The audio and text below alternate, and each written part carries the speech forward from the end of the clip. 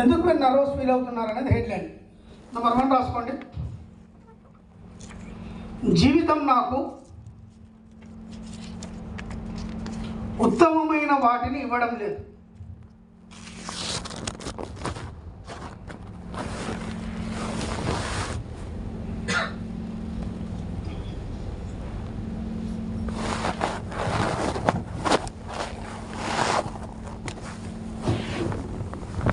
Number 2, విజయం సాధించడం నాకు కష్టం, నేను గెలవలేను.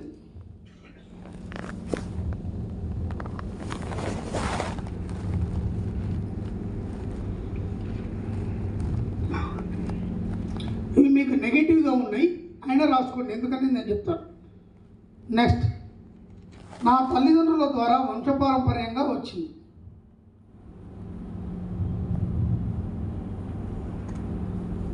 నా తల్లిదండ్రుల ద్వారా వంశపారంపర్యంగా వచ్చింది.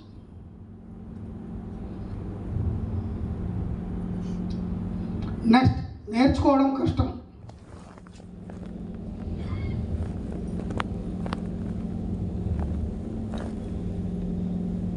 నెక్స్ట్, మా కుటుంబంలో ఈ జబ్బు ఉంది, నాకు వస్తుంది.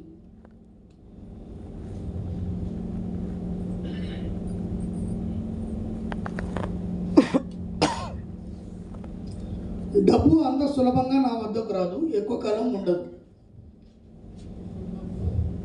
డబ్బు అంత సులభంగా నా వద్దకు రాదు, ఎక్కువ కాలం ఉండదు.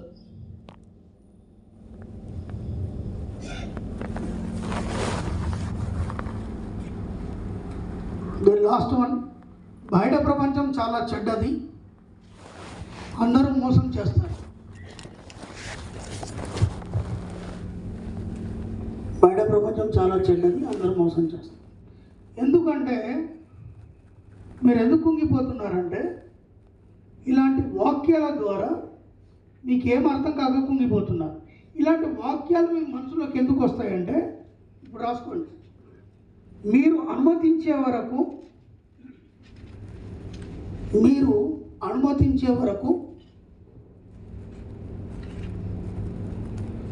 ఎవరి ఆలోచనలు మిమ్మల్ని ప్రభావితం చేయలేవు. అర్థంగా, మీరు అనుమతించే వరకు ఎవరి ఆలోచనలు మిమ్మల్ని ప్రభావితం చేయలేరు.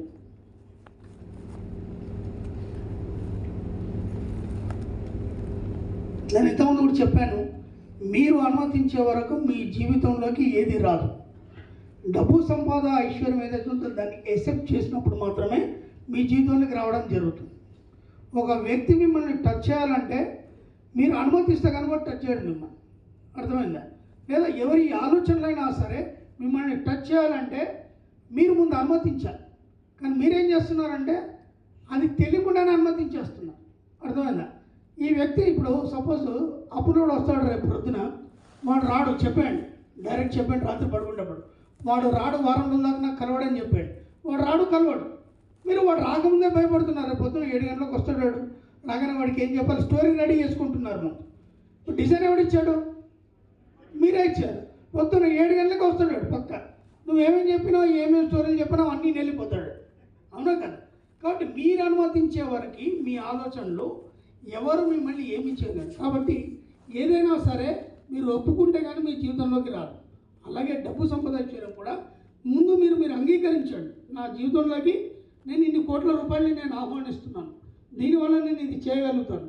ఇలాంటి ఆలోచన చేయాలి తప్ప ఇందాక రాసుకున్న పనికిరాని ఆలోచన చేస్తే మీరు అనుమతిస్తున్నారు కాబట్టి అన్నీ అవే వస్తాయి మీ జీవితంలోకి. అర్థమవుతుందా లేదా? కాబట్టి ఇప్పటి నుంచి ఏం చేస్తారు, అన్నీ ఓన్లీ పాజిటివ్ ఆలోచనలే మీరు స్వీకరించడం కానీ అనుమతించడం కానీ చేయండి. ఓకే ఫ్రెండ్స్, ఇప్పుడు మన సబ్జెక్టులు ఏం చెప్తామంటే ఎలాంటి నెగిటివ్స్ చూడద్దు, టీవీలు చూడొద్దు, పేపర్లు చూడొద్దు. ఇప్పుడు దాదాపు వీళ్ళందరూ కూడా రెగ్యులర్ క్లాస్కి వచ్చారు, అందరూ కూడా పేపర్లో చదవడం మానేశారు, టీవీలు చూడడం కూడా మానేశారు. వీళ్ళందరూ కూడా చేశారా లేదా? ఇప్పుడు బాగుందా, ఇంతకుముందు బాగుందా? చూస్తే కనుక ఎంటర్టైన్మెంట్ ప్రోగ్రామ్ చూడమని చెప్పాను నేను, అంతే తప్ప ఇంకా వేరే సీరియల్ ఏముంటుంది, తులసి అది ఎప్పుడు ఏడుస్తూనే ఉంటుంది, గాయత్రి దానికి ఉన్న దరిద్రాల ప్రపంచం ఇంకెవరకు ఉండే.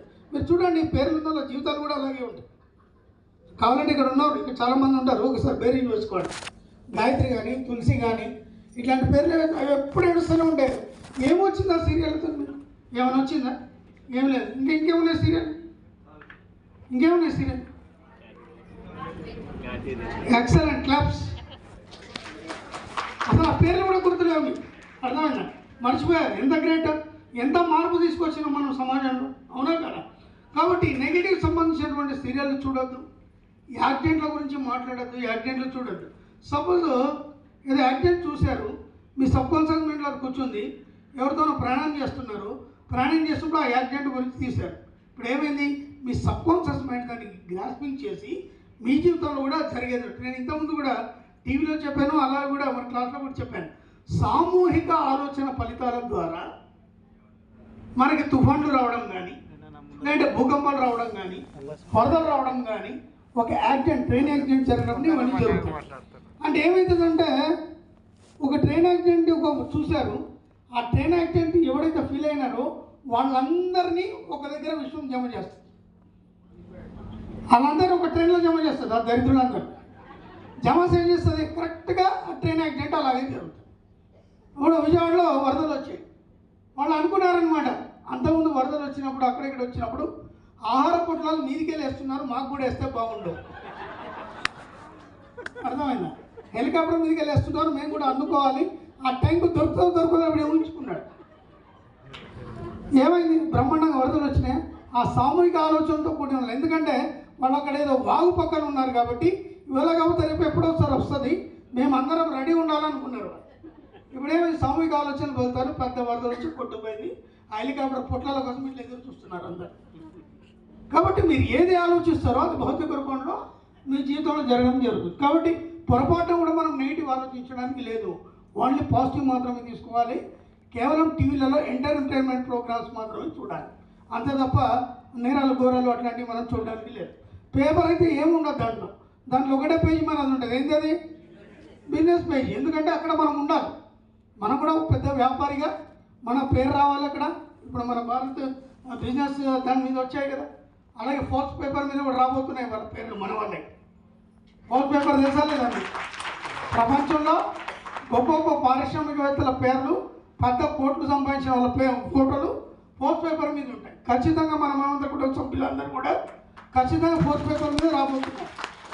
దాంట్లో ఇట్లాంటి ఆలోచించాలి తప్ప అది లాస్ అయింది, ఇది ఇదైంది, అది అట్లయింది, ఇది కూడా, ఇవన్నిటితో మనకు సంబంధం లేదు. ఏ రాజకీయాలతో మనకు పని లేదు. ఎందుకు పని లేదు? ప్రభుత్వంతో మనకు పని లేదు. ఎందుకంటే ప్రభుత్వాన్ని మనం పోషిస్తాం. ఎందుకంటే మనం బాగా డబ్బు సంపాదించి చాలా ట్యాక్సులు కట్టి ఈ ప్రభుత్వాన్ని మనం పోషిస్తాం. ప్రభుత్వంతో మనకు పని లేదు. అర్థమైందా? రేషన్ కార్డులు ఎంతమందికి ఉన్నాయి? చేతులు ఎత్తండి. దాని మీద ఏమైనా ఉంటుంది? పేదవారికి ఉచిత బియ్యం పథకం అని ఉంటుంది. అంటే నువ్వే డిసైడ్ చేసుకున్నావు నువ్వు పేదవాడు అని. అర్థమైందా? ఎలాగైనా రేషన్ కార్డులు రిటర్న్ చేసేది. అర్థమైందా? లేకపోతే ఎప్పటికి పేదవారిగానే ఉంటారు. ఇక మీరు ధనవంతులు ఎదిగారు. అర్థమైందా? గవర్నమెంట్ మీకు ముద్రేసింది ఏమని? పేదవారికి ఉచిత బియ్యం, నువ్వు పేదవాడు అని ముద్రేసింది. నువ్వు ధనవంతుడు ఎలా అవుతావు? అర్థమైందా కదా? కాబట్టి ప్రభుత్వానికి మనం ట్యాక్స్ పేరు మనం. అర్థమైందా? అందరికంటే ప్రపంచంలో ఎక్కువ ట్యాక్స్ పే చేయాలని మీరు కోరుకోండి. అర్థమైందా? ఎందుకు అంటే అన్ని కోట్లు మీరు సంపాదించాలి. కాబట్టి ప్రభుత్వంతో మనకు పని లేదు. ప్రభుత్వం ఏం జరిగితే ఎవడొస్తుంది మనకేం పని లేదు. అర్థమైందా? పక్కింటి వాడితో మనకు పని లేదు. మన ఇంట్లో విషయాలు మనం పట్టించుకోం, మన పని ఏదో మనం చేసుకుంటాం. అర్థమైందా? ఎలాంటి నెగిటివ్స్ మీ దరికి రానివ్వకండి, అది ఇక్కడ చెప్తున్నాడు. ఓకే,